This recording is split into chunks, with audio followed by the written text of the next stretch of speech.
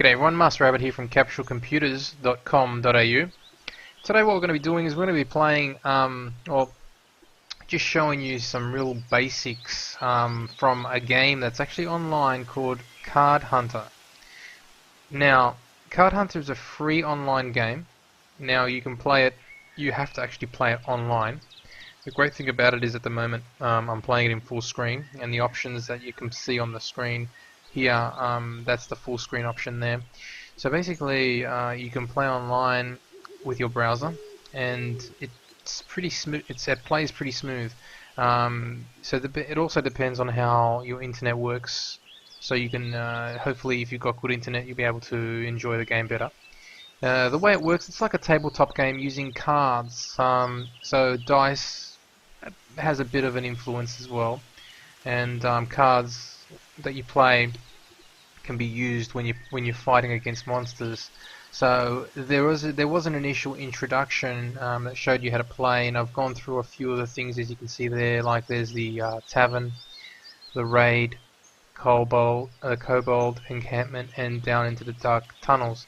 So I've gone through a few of them already. So I'm going to run you through, just continuing on from where I am, then you'll get a fair understanding of how the gameplay works. So as I said, it's a free game, but there are in-app purchases, which we're pretty much now the entire world's getting used to doing. So for example, like you've got money up there in the campaign option. But if you wanted to pay and buy more, you could use like pizza to convert them into coins. So there is the way it works. You've got an exchange rate of 1 pizza will give you 5 gold coins, and that'll be how you can make more money. So for example, you can go here in the pizza home delivery, which is awesome.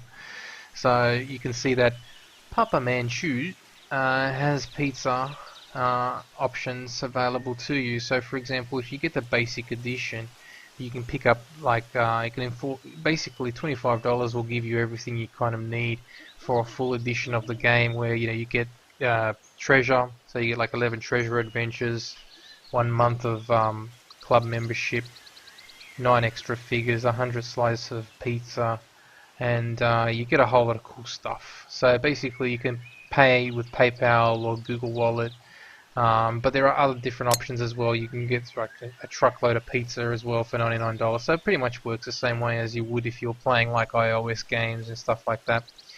So yeah, that's in-app purchasing there for you. There's also multiplayer, which I'll show you. Like, I can jump into it now. There's a whole lot of stuff happening in multiplayer, to tell you the truth. There's everything, like these are all the people that are actually in the game, all here. So you got a whole lot of new people starting, and there's a whole lot of different people that are around, that are playing games at the moment. For example, there is a game in progress. All these people here are in a game in progress, so you can play custom scenarios or adventures that are currently available at the moment online. So there are a truckload of people playing, and if you wanted to, you could jump into one of them and check them out. There, and here is the lobby, so you can check and talk to people here. You can ask questions and say hello.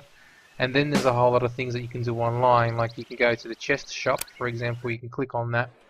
That will show you what's available in the chest shop. So for example, the good thing about it is I can click, drag and move. So they've done a fantastic job of making it look as popular, or as tabletop-ish as possible, which is really great. I have to say, it's very fantastic the way it's been done. So as you can see there, you've got like with 18 coins, you can pick yourself a chest, which is a simple chest which has 2 random items from levels 1 to 8. Awesome to do. So for example, these are all the things that you can buy depending on how much money you want to spend and how much pizza you want to use, which is the currency of tabletop games. And I find it pretty funny when you do play tabletop D&D, there's always going to be pizza involved. Alright, so that's how that works there. So you can see a whole lot of different options from different things. Epic chests give you more money, more loot and everything like that. Then once you've got it all here. And then this is the character. The characters that I currently have is a fighter and a wizard, and both of them are human, and they both have different powers and abilities, which I can show you a little bit later on.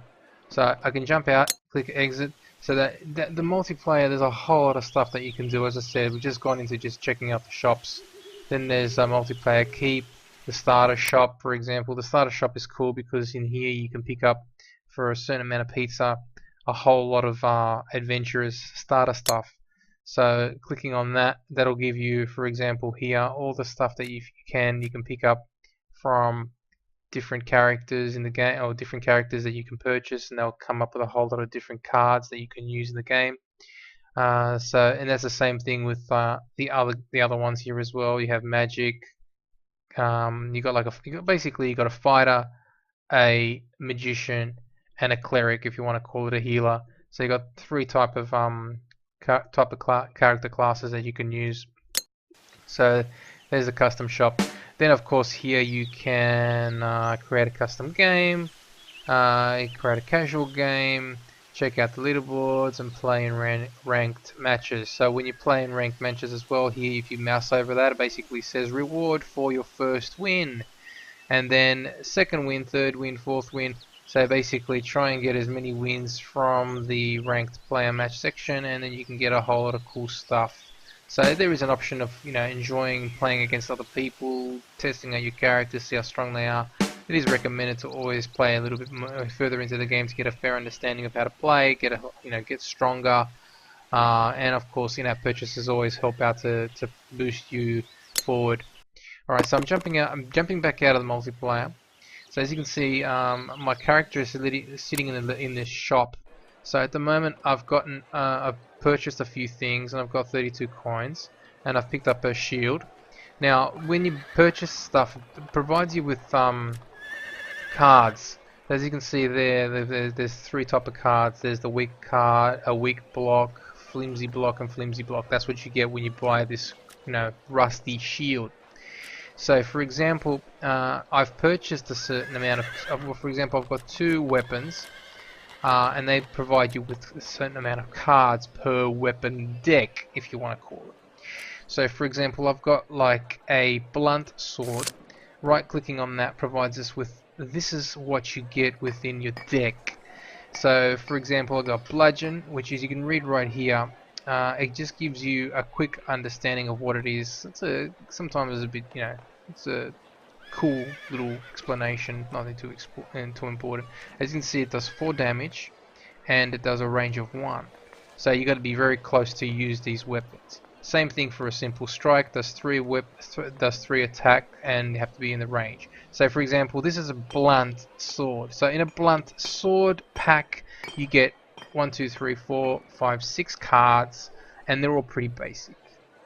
And then what I've got is I've also picked up a woodsman axe. So I can right click on that, and that'll also show you, okay, look, this one is going to give me, I can choose. So of course there's like a joking little comment, but then there's also important information here, which basically tells you that you can choose up to 2 different targets for this attack. So this one is like a bit more advanced. So the chop does 2 damage. You can choose 2 different people, and it'll do 5 points of damage. Then this one here, the same thing. It's a weak chop, but it only does 2 points of damage, and you can still pick 2 people. Then of course a weak strike, same thing, 2 points of damage, but only 1 person.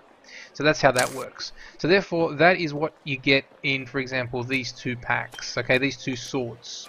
Then, of course, there's your shield. So if I can right click on the shield there, that'll give me 3 different type of cards, which 2 of them are pretty much the same. So block any with damage of 4 or less. Okay, so 4 or less, if I've got this card in my deck, that'll work that way. Same thing with this one, 2 points of damage or less, and that's how it'll work. Now there's also a trigger. Now a trigger works is if someone attacks you, you've got to roll 3 or more for it to work, and if you don't roll 3 or more, it will fail, therefore your shield won't work and you won't get the bonus, defense rating that it works with. So it's very simple to understand, and it's not too complicated, but it takes a bit of time to get used to it, and it just works with all these card games out there at the moment, like Magic Gathering, but it just gives it a bit more of an adventure feel behind it. So apart from that, then I've also got like walking. Walking is what you need to do. You can't. There's no rolling in the game, which you'll see. Walking, you get a walk card when you need it, and when you need it, it comes into your deck, and you just use it as per usual. So as you can see right now, that's what I've got. And I've got one of these ones here, which is a Kobold Killer. So for example, I could, if I wanted to, change my deck over. So for example, move this over into here, and it will replace the blunt sword pack. And now I've just done it. So for example, I've replaced it, and that's my woodman's axe, which this is the items that I've purchased and I don't really need if I don't want them. So for example, I've just changed my woodman pack stuff from the rusty sword to the Kobold Killer pack. So checking them now basically then gives me more damage. So for example, discard your oldest card when you play this. You may not play this card if it's the only card in your hand. So there are specific rules sometimes to use. So that's a rare card, as you can see. Custom, these are normal commons, commons, as you can see, common, but then there's a rare. So this one does a lot of damage. That does 10 damage, and basically, you use it, it does a lot of, points of, you can kill a lot of people very quickly. Apart from that, everything else is pretty much the same. So you've got bludgeoning, and you've got a simple strike, and a weak strike. So you can see this Kobold Killer weapon was better than the rusty one that I had. So as you can see, I replaced it, and that's it. So apart from that, that's everything that I've got for my fighter. He's level 2 at the moment, and that's it. So as you can see, there's the rusty blunt sword. This is my inventory. As you know, when you're playing Dungeons and Dragons, you've got like an inventory thing. You can throw them around, put them anywhere you want. So for example, that's what I currently already have, and I don't need both of them. So if I wanted to, I'm in the store right now. I can mouse over it, and it's going to give me 1 gold coin for it. And the same thing for that one. This one's going to give me 2 gold coins. So if I don't want them, whack it in, and then once I've sold it, goes into my coins, and then if I wanted to buy it again, it's going to cost me 25 coins. So, not a good. I don't really need it. I'm going to keep this one, and I've got this one, which does good damage. So I might, it depends. If I'm not happy with it, I can always go buy it again. Alright, so that's how it'll work. That's how pretty much that works. Now, as you can see, I've also got a wizard. The wizard also has different powers, different magical abilities. He doesn't have anything under this one. Oh, he does have something here. So this is basically the zap, and little zap. These are weapons. These are ranged weapons. So basically, 2 spaces, 2 spaces, 2 spaces, 2 spaces for depending on the magic ability. So this one's also the beginner's staff. So the beginner's staff is pretty much what I was basically explaining to before. It works the same way as the fighter, therefore the same thing with the wizard. He's got spark, zap, little zap, simple strike. So these things also work the same way. He's also got like a ranged attack with spark, so at least you can attack from a distance of 6 range, and so forth. So I think I'm going to stop talking, stop blabbering on, and we'll jump in and run through a standard mission. Now, as you can see here, it resets. The missions reset after every day, so you can't continually play and what do you want to call it, grind, unfortunately. So therefore, you can't do nothing within these ones here. But if you wanted to come back the next day, you could do the same thing again and play. Maybe get a bit more experience and more money. So what I'm going to do is I'm going to jump through and start with this adventure, and that'll give us a fair understanding of how the gameplay works. Yeah! Alright, so we've got a Dungeon Master here. Melvin was right. It is cool building your own party this way, don't you think? Because basically what happened at the beginning of the game, when you do start playing it, you start playing it with like massive, like a level 20 power. It's like, oh shit, you've already started at the most powerful level. But that was before this kid's brother Melvin found out that they were playing with a highest deck and said, no, you're not playing with it. You've got to start with the lowest crappy deck and move forward from there. So that's what this guy's telling you. Enjoy playing from the beginning. So basically what happens is here it gives you a quick rundown of what's going on, which is fantastic. You got the tunnels of darkness, and it gives you a little like blurb rundown of what's going on. Into the hills, a crude leads you to the darkness. It gives you like a rundown of what's going on. Looks really cool. So it tells you what's happening and how everything works. So we're down into the darkness, tunnels into the darkness. Okay, so now this is it tells you recommended for levels 1 to 2, and an exciting introductory battle. So basically, as you can see on this side here is Venture Forth, King Diamond is my fighter, Rupert is my wizard, and one's level 2, one's level 1, and it's a regular adventure, and you complete it for experience and bonus loot. So very simple. So let's jump in. Ambush! As you can see, the game works on internet. So if I don't have internet right now, it wouldn't work.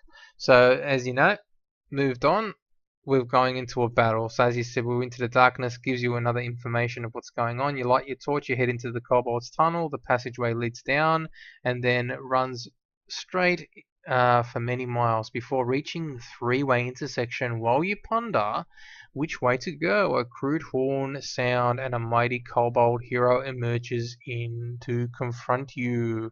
So we are ready for an ambush. So now this changes onto a tabletop view. Looks awesome.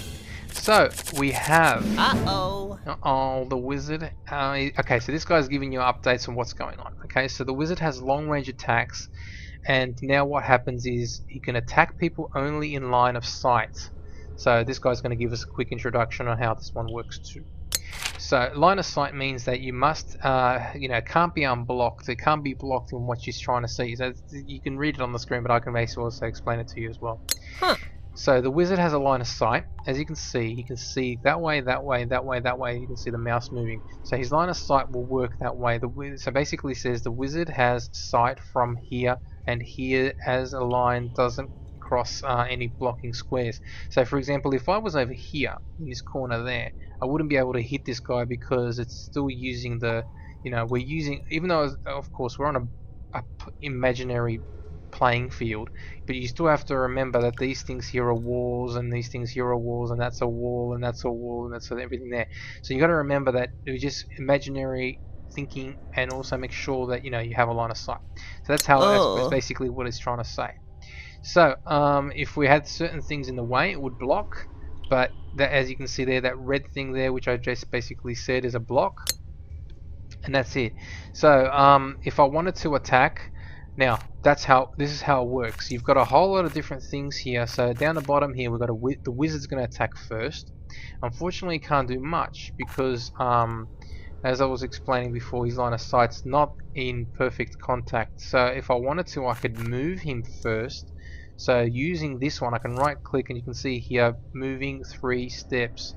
So clicking on it once will allow me to move. Now basically the card gets used, and I can put him right there. Or I can put him right there if I wanted to, because it's probably a better location.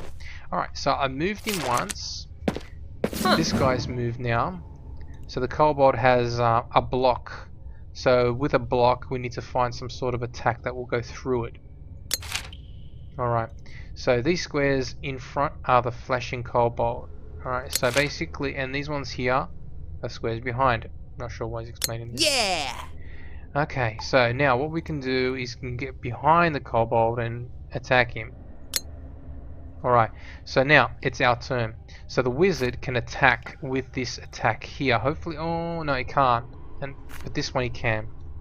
As you can see there, it's got 6 range. So what we can do is we can right click and have a look at it. Hard to block too. So we can attack it with this one. Clicking on it once will bring it up, and then you can see it quickly highlighted the kobold, and then all I got to do is just click on it, and it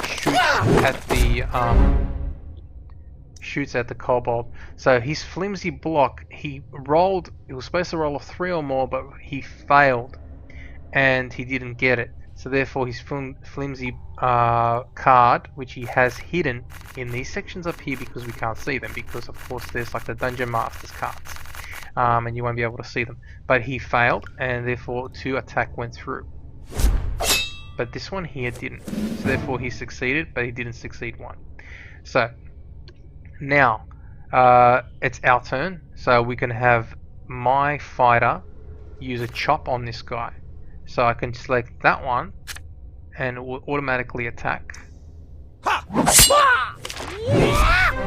Now this guy's done the same thing, but this time I missed. My card came up and it failed. So now I really have no more room. I have no more turns, really, to tell you the truth, to attack anymore, because as you can see, I've only got a block and a walk, or and a run. There's no point. and my wizard can't reach with these two cards. So at the moment, really nothing else I can do. So as you can see, the Kobold Warrior has 7 health. I have 13, and my wizard Rupert has 10. So if I wanted to, I could pass my turn and wait. Okay, now he's also waited, and at the end of a turn, when it finishes, you pick up more cards, which is great. So when you run out of specific cards, you've got to have a turn, and the only card that we can normally sometimes see is the walk card on both sides. So that's what happens. So if you run out of cards to use, you really can't do nothing about it, but you just have to wait patiently to use them again. So as you can see, this one, my wizard wasted his other 2 cards, but what he can do is he can walk 1 step forward, okay, and then with a ranged attack, he can attack, but I should have used my fighter first, so he can first have a fair attack, because he had to use his flimsy block, which he did. So okay, so with the zap, they all pretty much do the same damage, or the zap does more damage than the little zap. So we can press that, automatically selects him, and hit him for 4. Now he's only got 3 left. Now with my fighter, now he's facing this way. My fighter will be able to hit him with, we'll call it a simple attack. Yeah. And we just took him out. Adventure has been completed. Well, not really completed, just that battle was completed. So we moved on. We attacked, killed the Kobold Warrior. So the tunnels finally emerge high above a floor of White Skull Canyon. So this is where the Kobold lair is. You will find with you will return with your allies to finally stamp out these monsters and liberate the treasure that they have stolen from the surrounding village. Alright, so that continues on. Now we collect our loot. Every time we fight, we collect a bit of cool stuff. Get a bit of experience as well. And then we can open our chest. So the chest is what we get for our reward. Clicking on that, picks up, cool, a few things. So as you can see there, a pickled herring is treasure. You can drag it, throw it into here. Then we've got a, what do you call it? There's a wand. So as you can see, this wand, not as strong, but if you want, we can get it, grab it, throw it straight into the arcane item section. And now we've got more cards to play with. Right click, and as you can see, telekinesis. Alright, and that's another type of card. Power card. Big zap, which does 5 points of damage over 2 range. And little zap once again, which does 3 points over 2 damage. So that's cool. So that's picked up something for him. Then we can go over to King Diamond. And King Diamond has a Golem Weaver, which actually gives him more attack with different sort of weapons. One thing I've noticed is I'm not sure if it actually tells you what's better if you transfer them over, apart from, of course, looking at it and seeing what's the difference that way. Got to look very closely between, as you can see on the screen, it's not too bad. You can see, okay, the chop's going to do more damage, therefore it's not as good. But then this one here, what's the difference? Of course, there's a rare card in the Kobold Killer, so what am I going to do? You can try and use this one or that one, but hey, don't worry about it. We can just leave it in the collection for now. So as you can see, you can choose your cards stacks between the ones that you have and the ones you don't have. You got to just take a chance with what you want. Alright, so I've taken everything that I needed, and I'll finish that section off. So once it's done, you continue on with the next one. So basically it also tells you don't forget to check out the armory for some more stuff.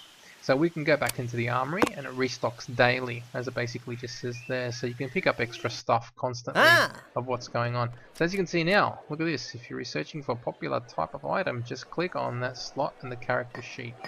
Alright, so basically if we're searching for basically what you want, you can just select on that type of character. Alright, so as you can see here, there's a whole lot of different things that we can pick up, but as you know now, they get more expensive. Starting with basic stuff, of course, it's never going to be too you can always got easy stuff to work with, like the shields and all that other crap. But then like the one that we just bought here. But then there's different stuff like a plain dagger. There are a whole lot of cards. Like if you think about it, it's just like the normal card games, that you want there's so many different cool things that you can pick up.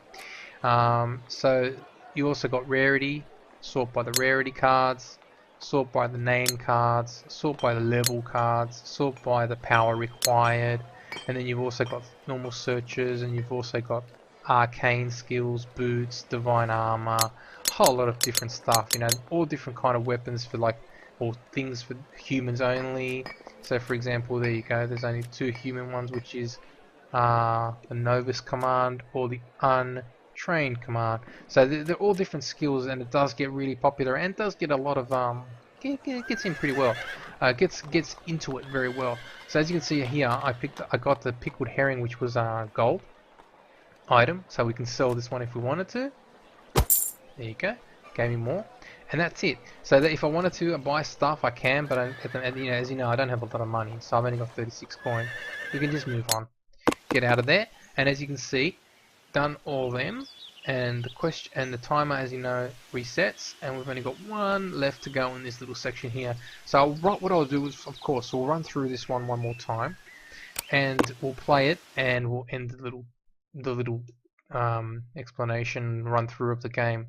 Alright, so we're going to run through and play this last section. So this is the White Skull Canyon, as you can see here. This is another section of the game. 2 exciting battles, and we've got our guys here, which explains exactly what happens before, experience and bonus loot. So we'll start again and run through. Battle. Okay, basically here it's giving us a bit of a rundown again of the White Skull Canyon. We run through riverbed, high wooden wall, blah blah blah. Gives you an explanation of what's going on. The goblin warriors rush forward. Alright, so let's get on and kill these guys.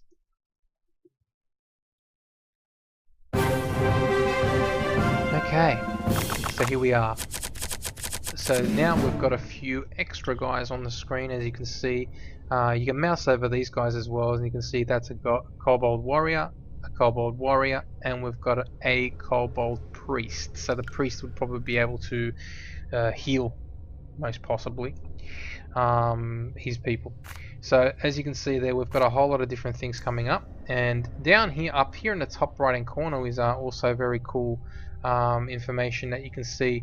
Is the battle log that's going on in the game, and you can see what happens. So you can that's actually what happened previously, and you can also type messages in there if you're playing online. Alright, so if we start, we could actually be smart if we wanted to and not move and let them come to us, which is sometimes a really cool strategy. But as you can see here, the covered green stuff is as far as they can go in their line of sight as well. So I'm going to pass this turn. That guy just played a card. Played it pretty quickly too. So keep on passing and see what happens. Oh, he's encouraging his troops at the moment. So maybe what I can do is maybe do one move. Get the wizard to do a walk 1 step forward. Hit me for 2. Not smart from me. Now my zap won't get me any further. Oh, you can get me that guy, so I can hit that guy. Zapped him for 2. These guys have started moving forward, and they're going to try and get my wizard, which is a dangerous thing to do. So what I can do with a bludgeon is try and attack this guy closer to me, and he's hit my wizard. So my wizard's in pretty bad shape. So I've got to be very careful not to get hurt. So smartest move would be to get rid of the guys here closer to me, which I don't think it's going to allow me. No. So I'm going to see if I can move out of the way. Get out of the way, just to be on the safe side. My zap won't work from that distance, which is fine, but my fighter should be able to attack with a weak chop on this guy. Killed him. He failed his block, which is great. So if I wanted to, I could move 1 more step forward and maybe get closer to this guy, but also maybe take this guy out first. So he's attacked, hit me for 2. Now I've still got another card left. I can use that card. He used his block and his block stopped, so therefore he's safe. With me, I'm going to have to pass, and that's the end of the round because everyone's run out of cards. So everyone's got more cards. This guy's hit me for 2, which is pretty bad. Now I picked up some pretty weak cards here, so I'm going to try and what I might try and do is attack first. Yeah. Alright, so he healed, I'm not sure who, but he's going to use a card, basically saying that he's using a card which is a duration remains play. So he's done heals a target 2 each per round for 3 durations, so it's pretty good, and looks like maybe he might heal that guy there. So if that's the case, cards and duration attached to the person, to the monster there. So basically that's what it's basically saying. At the start of each round, the attached card might do something, and in this case it's going to heal. Alright, so he's probably going to heal it on himself. As you can see, the card's on him. Put the mouse over and you can see that he's got a healing card over him, which is fair enough, not bad, can't complain. He's going to heal himself and he's going to probably get down to full health by the time we get to him, so we're going to have to take this guy out first. Alright, so unfortunately I can't do nothing with this guy, which is a disappointment. So nothing I can do, but if I wanted to I could run towards that guy, but I really got to kill that guy first. So what I'm going to try and do is move my wizard to here and get the zap happening on that guy. Yeah. Hit him for 3 and he died, which is great. If I wanted to, I could move one more over here, and because I'm lucky, he's run out of cards and he doesn't have anything exciting. I'm very lucky I can actually hit this guy and probably kill him. Very lucky. So therefore, he's dead and everything's done. So the end of the round really, but what I'm going to do with my fighter, seeing that I've got 2 extra runs, I'm going to try and get as close as possible to this guy. So, move across one. He's going to try his best to run away, but he's not going to succeed. And that will be cool, because what I can do is I can get to there and then finish my turn for next turn. So that's how the end of this level will end. Of course, he's going to start off with 6 at the next turn, but it's all good. Okay, so he's moving his cards to try and run away. So passing. Okay, so the round will end right now. Okay, so he's just healed himself for 2, and I've got myself a weak card, which pretty useless, but really can't do nothing about it, so I'm gonna use it. Hit him for 2.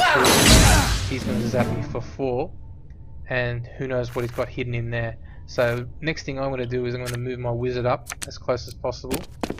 Swoosh! No, can't get it. No, won't be able to attack and won't be able to attack, and I can't run any further. So I could possibly just bring this guy closer again for the next attack, and he's run out of cards for sure. Oops. Okay, so basically now what's going to happen is I can't attack, and I can't attack, and he can't do nothing. So we're going to have to pass our turn once more. Fortunately, this guy's very, very lucky. He's going to heal himself again, and he's just hit me again. So I'm getting really close to dying. But hopefully now with this 5 hit, should be able to take him out. Okay, so I got 1 left, and he's doing a runner. But unfortunately, perfect location for me is I've got a whole lot of cool stuff here. So this, unfortunately, now he will die. So I can use the zap, powerful card, and just rip him to shreds. And the end of the battle has been completed, which is fantastic. Moving on onward, will let me go forward. So basically, as you can see now, we've been victorious. While you're back in his turn, I won't continue reading, it's just going to take too long. So basically, you can see that it's completed. The match is done. We can collect our loot. Clicking on open chest. Alright, so we got another woodsman axe, which is pretty much exactly the same. It looks very similar, so we'll just take it, put it there. Sometimes loot's going to be loot, you can't do nothing about it, it's always going to be the same. But the greatest thing about it here is we picked up some moldy boots, and we had no moldy boots in there, we actually had just the standard walking ones. So if we wanted to, we can go here, and as you can see, looking closely, run is going to replace the walk. The weak armor will replace the walk, which is in a way better than walking sometimes. And you got cloth armor as well. So a better swap over, much better swap over. So that's what's happened there. So we've got that, and unfortunately this time around nothing to give to the wizard. So we'll collect and continue.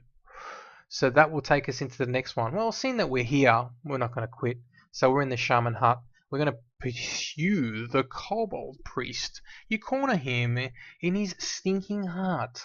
Now it's time for the final showdown with the murderous bandits. So why not? We'll finish it off. It's not going to hurt. We will attack, kill, destroy, and hopefully finish off this final battle. Now. Uh-oh. Yes. Uh-oh, big time. So the map is a little bit more difficult. There's more terrain, and you must stop moving when you enter a difficult terrain. So as you can see, the difficult terrain is this one here. So basically it will be like rubble and all sorts of rubbish on the screen. So basically you've got to be careful when you walk over those, and you've got to stop. You can't run through them. Huh. And as you can see, difficult terrain is also blocked with line of sight. So these things are line of sight, and as you can see, very simple to understand. You can't hit some. If you're on this side and you're on that side, you can't hit them. Alrighty. So you'll have an easier time if you kill the shaman before his minions. I totally agree. So now we've started. We've got our cards. We've got, we have a violent swing. That will come in handy. But we need to get to the guy first. So we're going to try our best to get to him first. I'm going to attack, run to that section there. Unfortunately can't do nothing.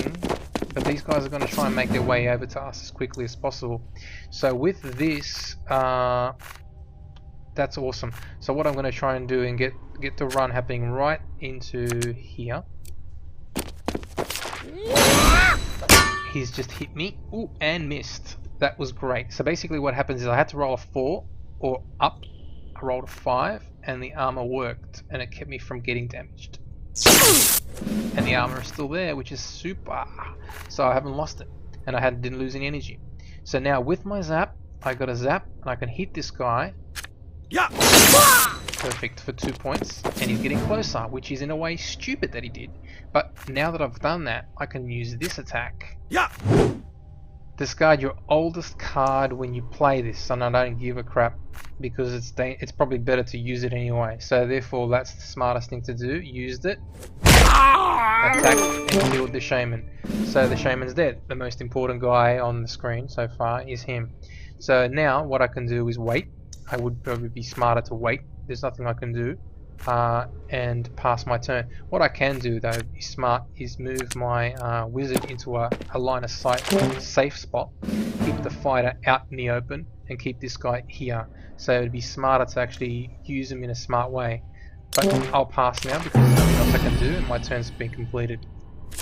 Now these guys are coming forward to us. If I wanted to, I can continue waiting. And that's probably the smartest thing to do because there's nothing else. I really wanted to, if I could get closer and attack this guy and hit him for 2 points of damage, which is not a bad idea. Let's move him over. Hit me for 2 and couldn't get me. Bad luck. So my weak armor is actually coming in handy here. So now I've got 2 attacks on this guy and I should be able to kill him.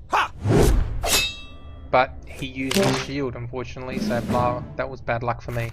But I think because he's used, I'm not sure how that works. So I'll try it again. Yeah. Yes, it looks like that's how it works. His one disappears after he uses it, which is very, very unfortunate for him. So I've got 2 more turns. Why not use it? Get him out of the way. Two spots of points location here. So, bang, you're dead. See you later. Alright, so now I can't do nothing else, so I'll pass my turn. He'll pass his turn as well. Dungeon Master does that. And these guys are drawing cards and they're moving closer and closer and closer. Okay, so cool. Now I've got a lot of damage I can cause here on my side. So to be smart, I can basically, well, attack this guy. I got nothing else. I can't do nothing else. He saved that, therefore he didn't hit, but then he tried to hit me and it failed, so that was good. So we both attacked one another. His turns are now completely over. So now what I can do is use all my turns on this guy here with the wizard, and he's got a lot of turns, so I can hit him with a big zap. Yeah. And he couldn't stop it. His turn's passed, so I can do it again too. So I can go with this one. Unfortunately couldn't do jack. And then we've got this one, which is hopefully I can still hit him from this. Yep, I can. It's on the corner of line of sight. So then the greatest thing is this guy can even finish him off with 3 points because he's got a shield. Done. Very simple, not too complicated, and straightforward. Completed. Let's click on onwards. So that is done. So searching through the muck of the bodies, you recover what treasure you can. The kobolds are overthrown and put to fight. The villagers can rest well tonight. You are now a fully fledged adventurer. Congratulations. So we've just done the White Skull Canyon completion of the adventure module OM4. So I've done 2 exciting battles and we're going to collect our loot. We just leveled up. Dun, dun, dun, dun. So our wizard has now leveled up. He's now picked up a few more extra slots to play with. So he's got 2 slots that he can use. And he's got, of course, his staff. So he can pick up 1 more. And he's got boots to play with as well. King Diamond doesn't have anything, but he did have an extra slot when he did upgrade. So that was the shield. And here we are, opening up. What do we get? Wow. Whoa! The shaman had some nice loot. You're telling me. Alright, so now what we've got here is a Blessed Claw, which is more for, I don't know who uses this, but we're going to take it. Take this loot, comes in handy. This is amber shards. This is basically loot information. This is loot, we can sell that. And then we've got more cool clothes to wear. So for example, that is cloth boots, which compared to moldy old boots could be a bit better. But as you know, you've got to move them over and just compare the differences. So we've got run, shuffle, and cloth armor. Compared to cloth armor, run. Doesn't matter. We'll work about them later. So then we've also got a hatchet, which hatchet was probably a little bit better than maybe that one there. But we'll worry about that as well later. So we'll collect all our stuff, collect all our finish, and exit the stuff. Exit the mission. So now we can see that we can now go back into the Orc Head Tavern that is, and we can hire a priest, which is a cleric. So we can jump in and I'll show you what that looks like as well, because it seems like that will be the 3rd person of our full mission. So as you can see, our party, if you want to call it. So we've got different type of course, human, elf, or dwarf priests. As you can see here, they're healers and also fighters who can fight in close and aid their friends and curse their enemies at higher levels. They get a skill card, and that lets them manipulate their card draws. That's what a human can do. So they also work the same way. They're all highly mobile supporters, and they can both heal and curse from a distance. Though they have a decent melee range, they can't hang in a fight for too long. At higher levels, they can gain even more elven power movement. So in other words, this guy could probably run faster and get out of the way. Then we've got the dwarf kind of healer. So you got to remember, each one, like a human, has like more manipulating powers. So they can pick up different cards. That will come in handy. This guy's going to be able to move faster. And then this one here, at higher levels, the dwarven skills can make them harder to hurt. So therefore they'd be harder to hurt, meaning that they'd be like a nice tanky feel to the person, to the character. But seeing that I've kept all my guys human, I'm going to stick with another human. So I'm going to recruit him, and that's a free recruit. And I'm going to bring him in, we'll call him Tobold. Okay, Tobold. And done.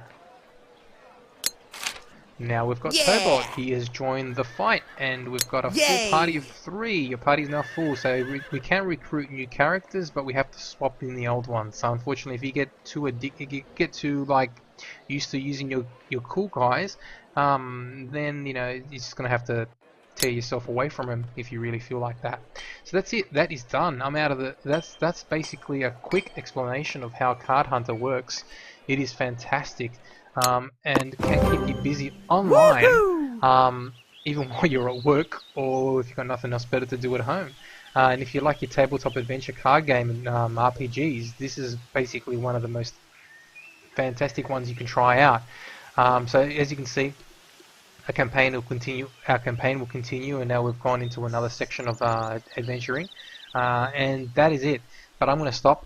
right now, I won't be able to quit from the screen because basically I'm playing online, but I'd like to say thank you for watching, and if you have any questions you can check us out at capsulecomputers.com.au, or you can leave a message at the bottom of this YouTube channel, which is Capsule Computers TV. And thank you for watching once again. MasterAbbott signing out from capsulecomputers.com.au.